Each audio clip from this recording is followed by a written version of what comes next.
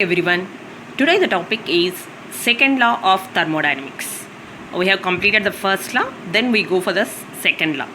So the thermodynamics is concerned with the transformation of energy, and the laws describe the bounds with which these transformations will take place. So the work is transformed into other forms of energy. The heat transfer takes place from hotter body to cooler body and never in the opposite direction.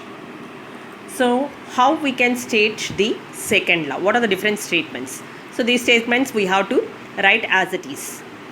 So the first statement is, no apparatus can operate in such a way that its only effect is to convert the heat absorbed by the system completely into work done by the system.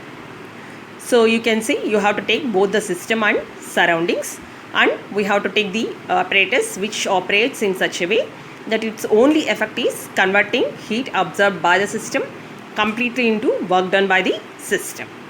The second statement is, no process is possible which consists solely in the transfer of heat from one temperature level to a higher one.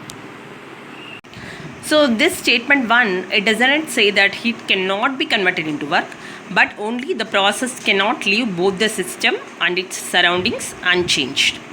So as you know, according to first law, the heat absorbed by the gas from the surroundings is equal to the work produced by the reversible expansion of the gas. This is in contradiction to the second law statement. So we have to write this statement of second law in another way. That is, it is impossible by a cyclic process to convert the heat absorbed by a system completely into work done by the system. So here the word cyclic requires that the system be restored periodically to its original state. So the second law does not prohibit the production of work from heat, but it places a limit on the fraction of heat converted to work in any cyclic process.